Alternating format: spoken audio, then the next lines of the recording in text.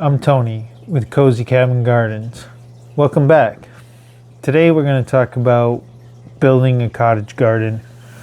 So how to build a beautiful cottage garden. This is type of gardening I do. If you ever dreamed stepping into a garden that feels like it belongs in the English countryside, overflowing with flowers, winding paths, buzzing pollinators, and that slightly wild but romantic charm, I guess, then this video is probably for you. So if we're building a cottage garden from scratch, and when I say cottage garden, I mean that classic style inspired by traditional gardens in like the UK. Informal, colorful, layered, full of life. So in this video,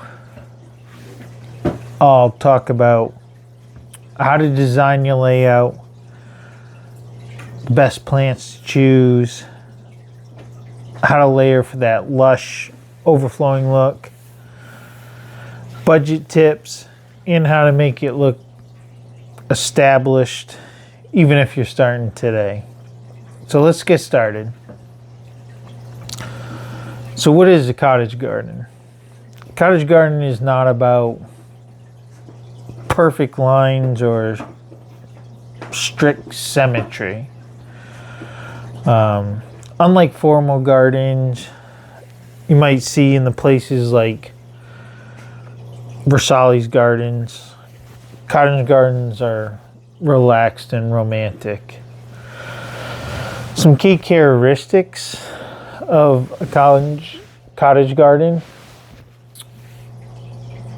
dense planting. When you plant a plant, it gives you, you plant a plant, they should be 12 inches apart. When you're doing cottage gardening, you can cut that in half, right? Because you're looking to fill the space as quick as possible. You tend to have a mix of flowers, herbs, and sometimes vegetables. Back in the old days, that was cottage gardening. You mixed vegetable gardening with ornamental. Nowadays, really it's just ornamental, and you're just putting plants close together, so you're basically filling the ground. You're not having bare ground, and you have more time for that. You tend to have paths. They're not straight line. You have curved paths. Use soft color palettes. That's open for discussion. Sometimes using a soft color palette, you add some bold colors that can pop. One of the latest thing is you have a color scheme, but you're using white kind of as a standout and like soften the eye on it, and so you're not having this continuous color. It breaks it up. I've found white kind of breaks up what you have, so that's great. Tend to have climbing plants on fences or arbors or whatever you may use for climbing plants, such as clematis. Could be climbing rose, could be honeysuckle, anything that has climbing to it. And using some wildlife, friendly plants. It should feel abundant, almost like nature did it herself, but with intention. So kind of choosing your location. Before planting anything, we need to evaluate the space.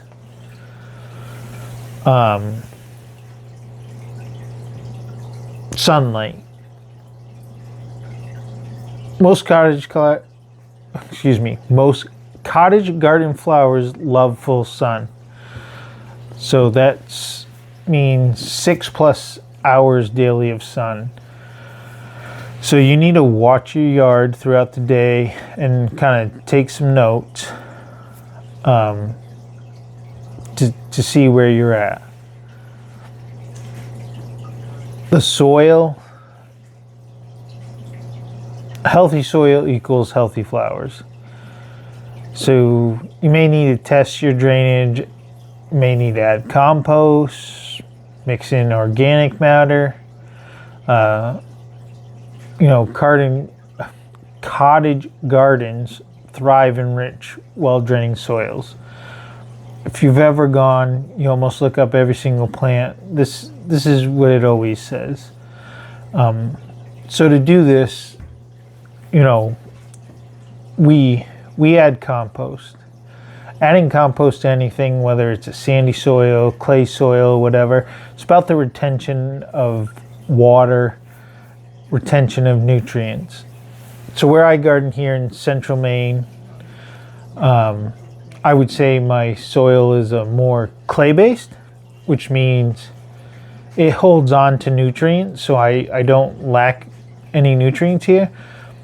If you're somewhere that has more of like a sand-based, your nutrients leach out. So by adding compost to a sandy soil, you're holding on to nutrients. If you have a clay-based soil, you're putting in compost to break up the soil a little bit, have another layer and get it more spongy, holds the nutrients and everything to, basically compost is a good thing, I guess is what I'm trying to say. I think we all know that as gardeners. It's a base layer that slowly feeds our soil and feeds mycorrhizae and the microbes in the soil. So compost is always good all around. So, if you're thinking on a scale, you don't need a huge yard. I have a good sized yard. I started gardening 4 or 5 years ago. We'll see in the spring. I'll show you kind of what I've done, but I have so much more to do. But to be a cottage garden, it would almost be easier if you were on a small scale than a big scale, because you can fill that less space up faster than you could fill up what I have for space. It takes more time to make beds and start this process. So, even a small suburban patch can, become magical. If you're working with limited space, think vertical sometimes, such as trellises, arches, climbing roses. So designing the layout. I think here's where many people overthink it. Cottage gardens are structured chaos. You can start with a pathway, curved gravel, stepping stones, brick, anything that winds gently. Straight lines feel formal, curves feel romantic, I guess you could say. So you need a focal point.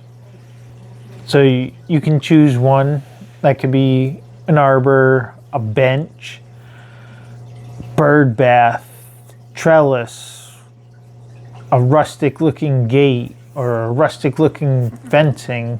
You know, I have a rose, and we have a lot of cedar around. I kind of made my own fence out of cedar. Is it the best? No.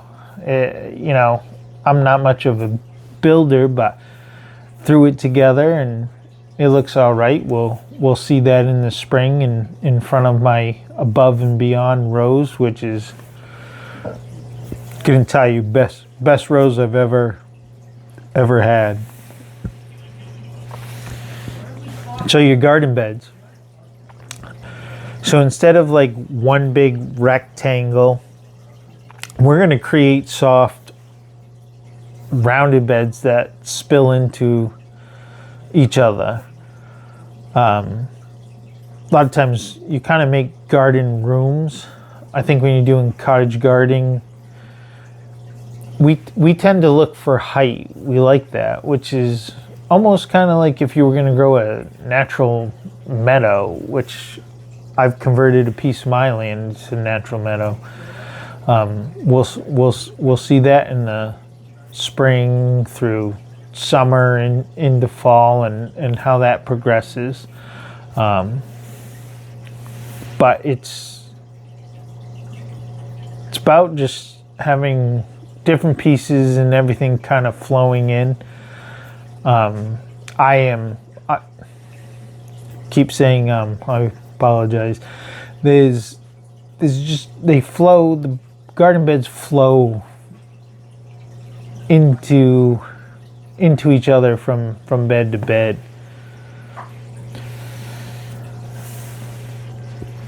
So when we're building a cottage garden, you know, we layer them in depth, like most gardens. You know, in the back you can have your tall plants like hollyhocks,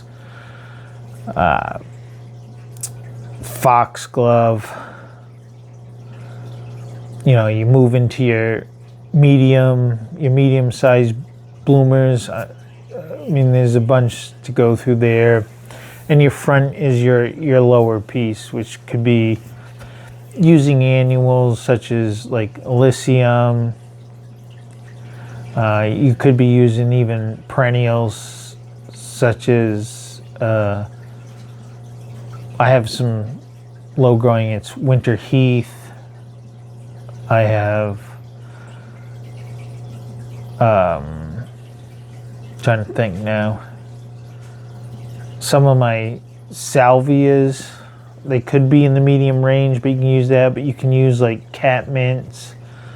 You know, Walker's Low catmint is a huge one people love by, you know, proven winners, which is a great brand. A lot of my stuff in my garden is proven winners. They are just pumping out some amazing stuff of what they do, and I tend to find if they say it works in this zone, it does work in that zone. So, you know, you're tearing it down.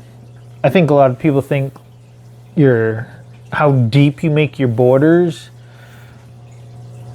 can be. You think you wouldn't see it if it's so deep, but I will see. And you know, I think some of mine are 8-10 feet deep, but you can go a lot deeper than that as long as you structure it right and bring it all down. So let's talk about choosing plants. So this is the fun part, right? So your classic cottage garden plants include roses. English roses are iconic. You know, a lot of people, David Austin. You know, those varieties have kind of been popularized by him. I don't think I have any David Austins. I have one, two, I believe I have 4 roses. I'm about to kind of give up on it. I have the one Above and Beyond. It does great and everything's fine here. But I have massive amounts of Japanese beetle. And the roses are good. The Japanese beetles come out. And they are just all over every rose I have. And I mean, they're eating holes. They're basically, feels like they're living in there. So it's a hard time. It's love-hate relationship with roses for me. Foxgloves, I have quite a few of those. Love foxglove. Tall, dramatic spires, perfect for the back of your beds. I even have some shorter ones that grow near the front of my bed. I feel like you can kind of see through them. You know, they have a big basal point, but the flower spire is not actually that big. Some people grow lavender. We can grow some lavender, but not everything here and where I am in central Maine. A lot of it will just dive back to the ground and doesn't stay. I'm sure if I gave it some better protection, maybe that I could grow some more. But you know, at this time, there's kind of far and few in between. I have to really look for them cold hardy species that will overwinter and make it through. Delphiniums, which is, from what I understand, at least for my area in this zone 5, are kind of short-lived perennials. I do have some perennials. We're going on year 3 or 4 of them. And we'll see when we get out there and do some video of that, how well they handle this. Yeah, it's either year 3 or year 4. I know you can take cuttings and put them off to the side and continue to grow it. I haven't done that. I kind of just been seeing how they grow, and I figure if I lose them, you know, I would just plant some more, and if I can get 3-4 years, I think that's okay. You know, as pretty as they are, and the height and the color, I really like the ones I have. Peonies, huge romantic blooms in late spring. I'm a little bit of a peony collector. I actually have a peony farm that is just a little north east of me, and they let us come in at a certain time of season. They're growing all sorts of varieties, but I'm telling you, peonies as a perennial, these things will last for 100 years. You plant them, and the big thing about them is don't plant them too deep. Even if you're in the cold, I would plant them higher than you think, but you get years and years out of this perennial. It tends to not bloom the longest, and some people get flop, but these new peonies coming out, these Itoa, that's why I pronounce it Itoa. This is great. It's between a tree peony and a herbaceous peony. These things are awesome. I bought a Bartzella. I love this thing. Such a pretty flower, huge. The smell on peonies. If they had only lasted 3 days, I would continue to buy them. Just a beautiful flower. You know, but I'm getting about two weeks out of them, before I have to trim them back. The foliage tends to last for a while and kind of give some contrast of when you're putting them in. We'll see where I have all mine placed and how I've done it. But the whole point of cottage gardens is kind of mixing things up and spreading things out and having this visual of starting with as early with spring, late spring into early summer, late summer, and just being able to go through the whole season of having flowers. Hollyhocks is another one. I have hollyhocks every year. It's classic vertical element. I know there's some real ones good ones that don't get the rust. I get a little bit of rust. I don't tend to see the foliage sometimes doesn't look great, but I'm really, when them are coming into bloom, looking for the flowers. Now the same thing when I have the roses, I deal with Japanese beetles. The hollyhock seems to be one of their other favorites, so they don't always look as great. I'd love to get rid of the Japanese beetles. Unfortunately, I'm in Maine. I am in the country.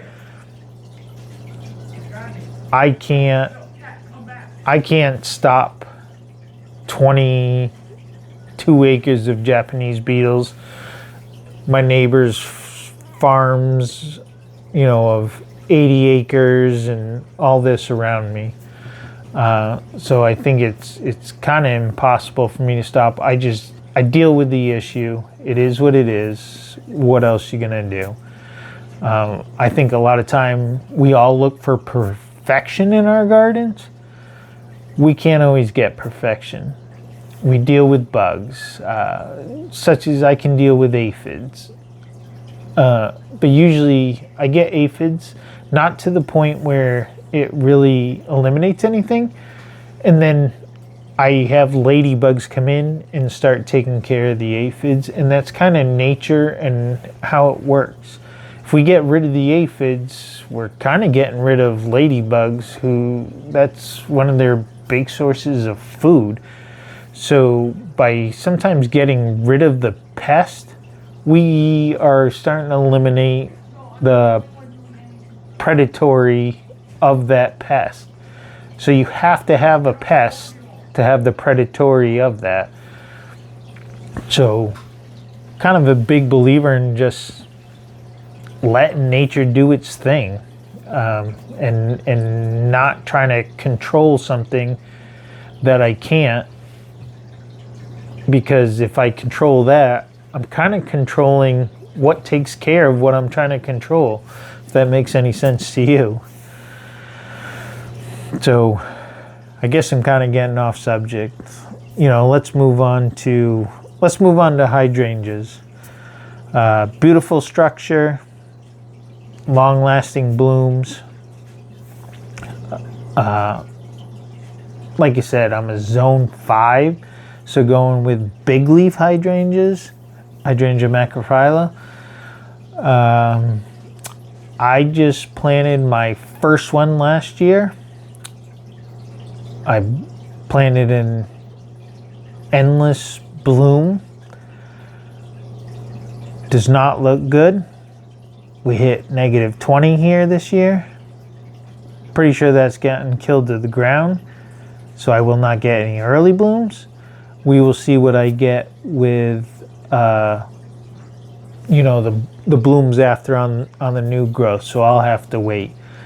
I am interested in trying the Let's Dance series by Proven Winners.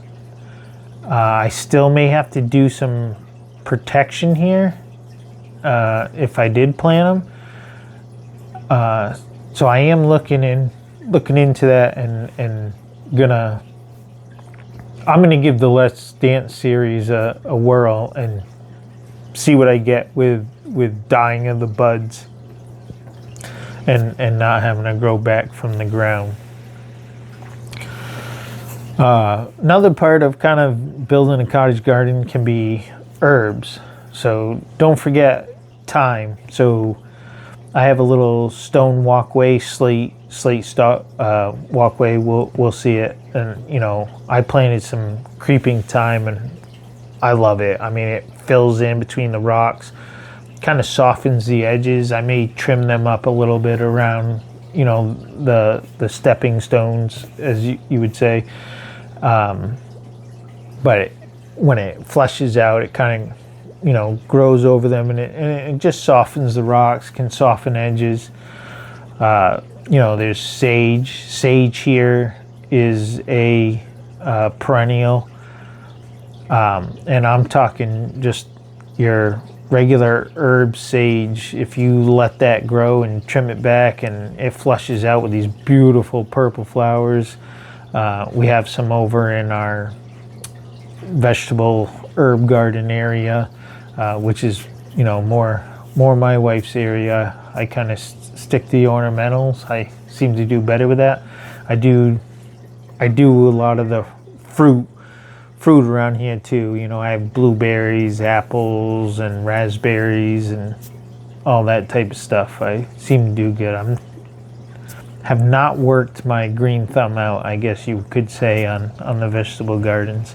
But, you know, rosemary's another one. We can grow that. That's just an annual here.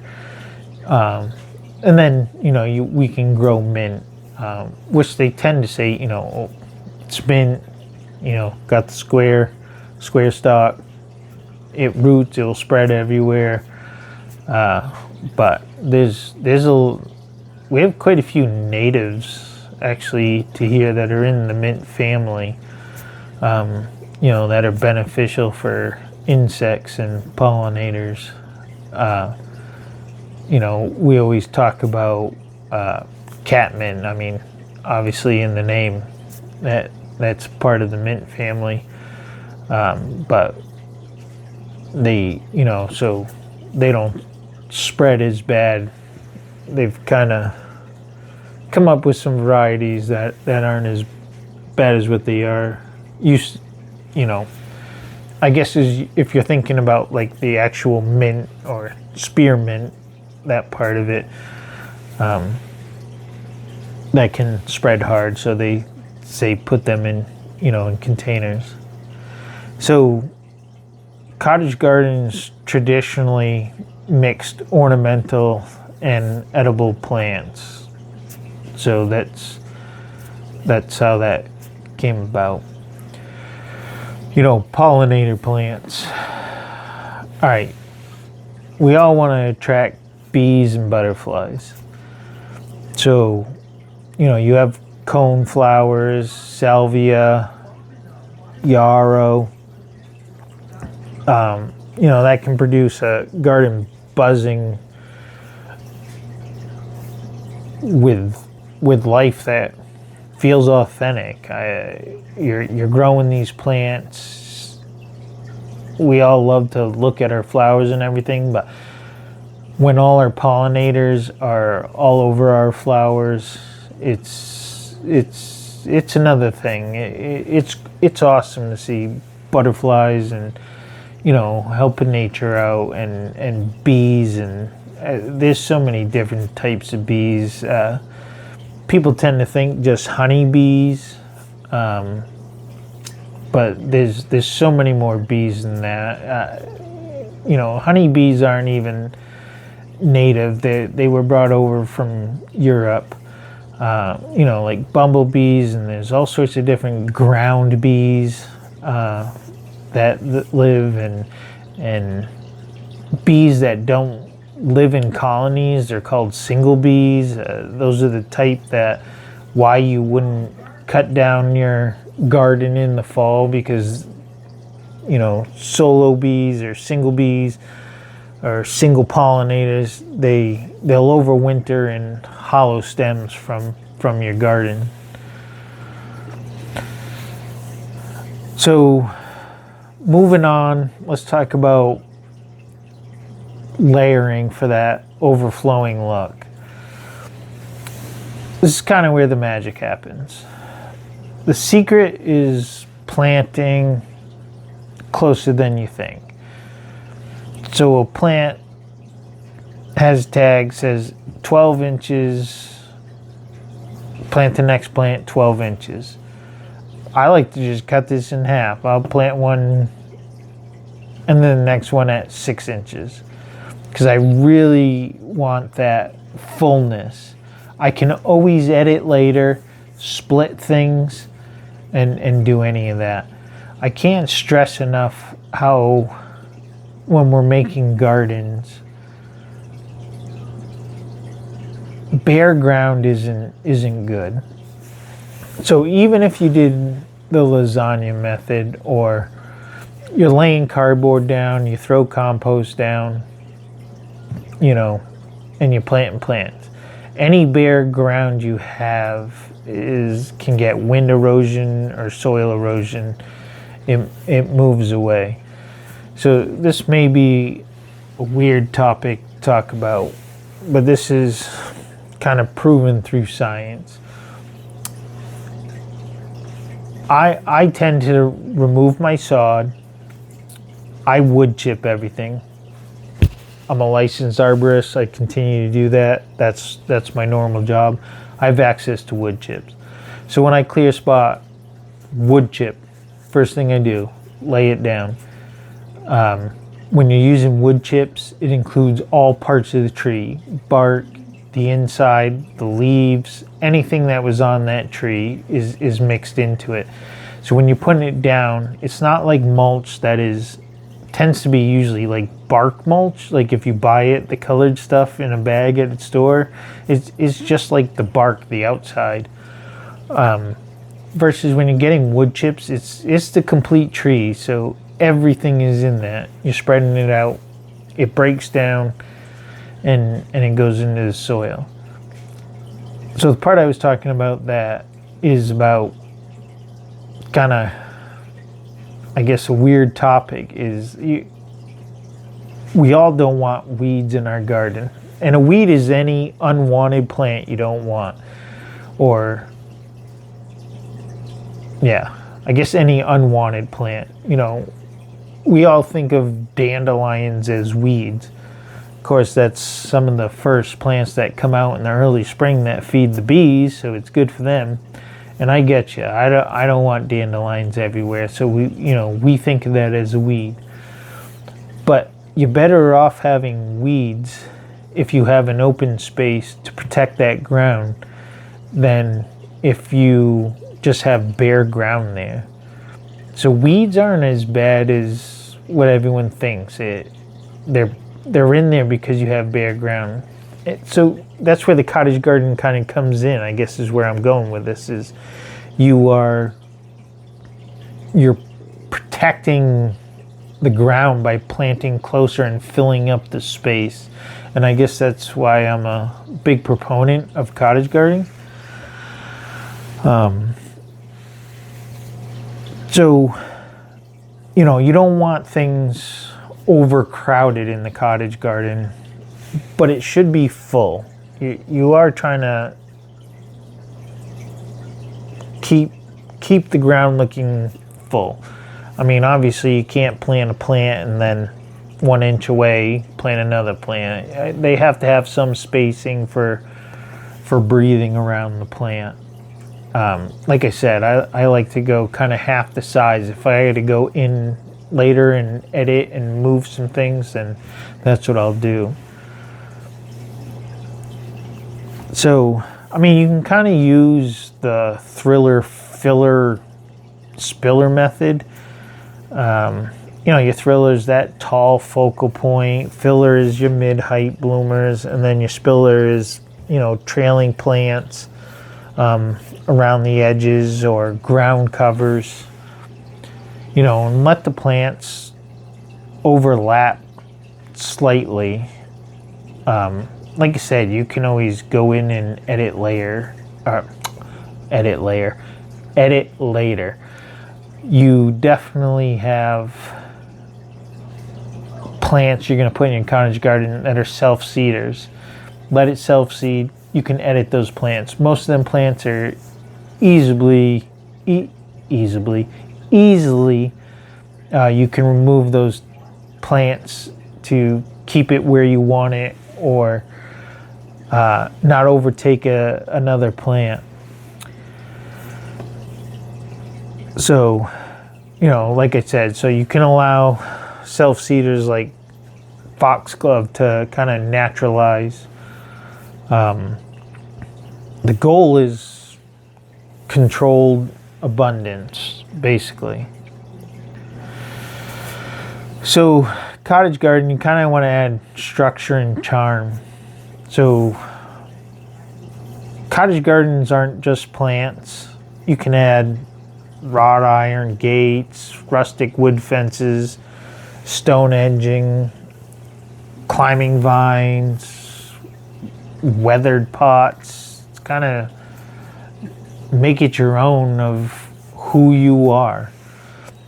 If you want inspiration, you can look at traditional countryside gardens and like regions of England and like Cotswold. Like, I'm sure we've all watched Monty Don and that any serious gardener, Monty Don is what they do, has his show in the UK and what they've shown. So a lot of English cottage style came from there.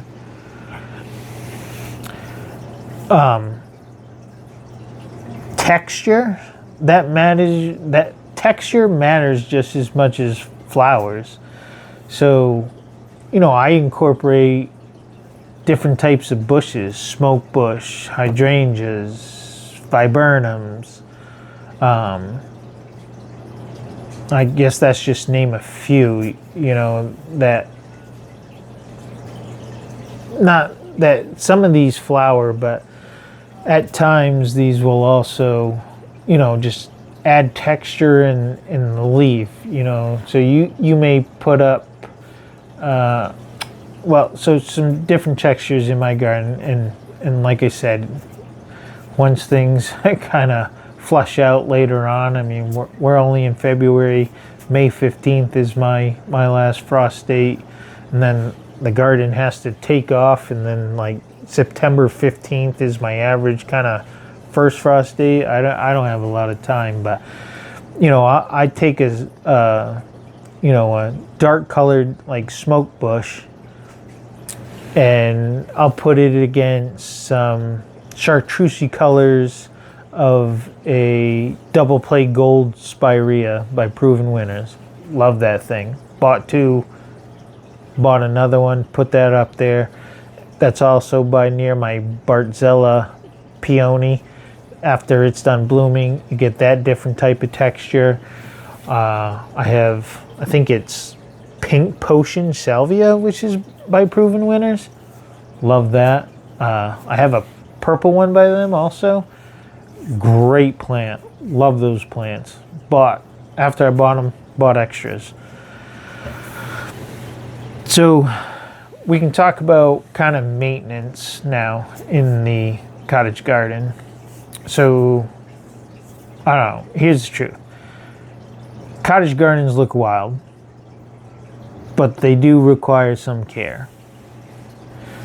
So you're going to have some weekly tasks. You have to deadhead blooms. You're going to have some light pruning every once in a while. Obviously, you're still going to have some weeding. I know we talked about weeds and how that's better, but we don't want them to become the dominant part in our garden. So we have to keep that to a minimum.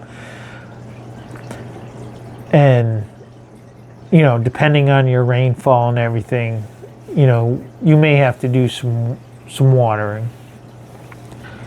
You're going to have some seasonal tasks. You're going to have to, every 3 to 5 years, divide your perennials. If you don't, they grow around the outside and the middle gets bare. You're going to have to add compost to continue to feed that garden.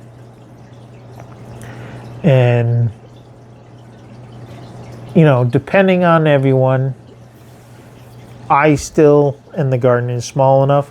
I don't cut back in the fall. You may decide you want to cut back in the fall, which is fine. Like I said, I do mine all in spring because I have the time to, and the garden, I guess, is small enough. That could change. That's part of gardening. Our gardens are always evolving. How we garden, we evolve, and we change our strategies sometimes. So I guess if I could kind of give you some budget tips, you don't need to buy everything at once. Start small. That's how I started. I want to say when I first started my garden 4 or 5 years ago, it was probably like 10 by 10.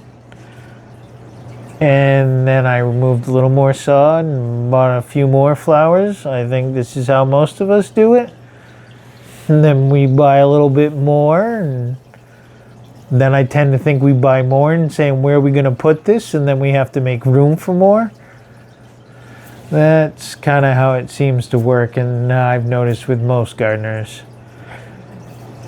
You can buy perennials over annuals to start. You can grow from seed. You can divide your plants each year if you wanted to. They wouldn't get to their full capacity, but if you split them every year, you'll get more and more plants. And then we're gardening people. We're all friends. Swap cutting, swap whatever you can if you can. Just be careful. A lot of new plants out there, they have patents. Not okay to do. So a cottage garden basically grows more beautiful with time. You're adding on, splitting, create it, gets fuller every year. So like I said, cottage garden isn't about perfection.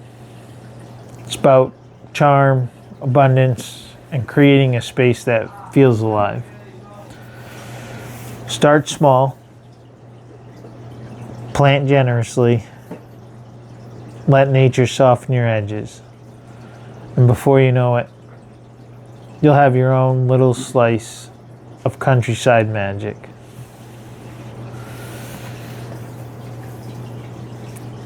So, if you enjoyed this guide, don't forget to like, subscribe, and let me know in the comments what the first flower you would plant would be. Or how would you start your cottage garden? Or how did you start your cottage garden? One last thing I want to touch on, and because we're in Maine, long winters, is evergreens. So you should have probably 30 to 40% evergreens. It's really the base of your garden, even in a cottage garden. So you need to look into planting that. It's kind of the bones of your garden. When I first started, I kind of missed out on this, and now I'm trying to catch up. So just look into that as your evergreen trees or possibly evergreen bushes, incorporating that.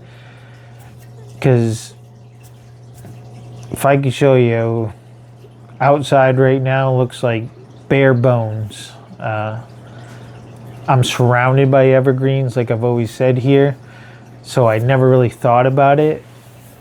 And it kind of makes my gardens look extremely bare.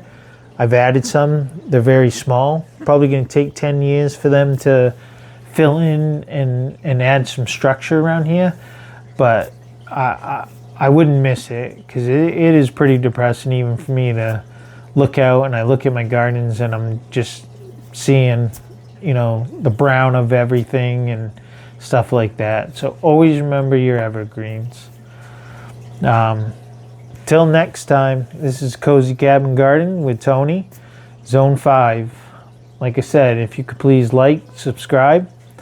Till then, we'll see you in the next video.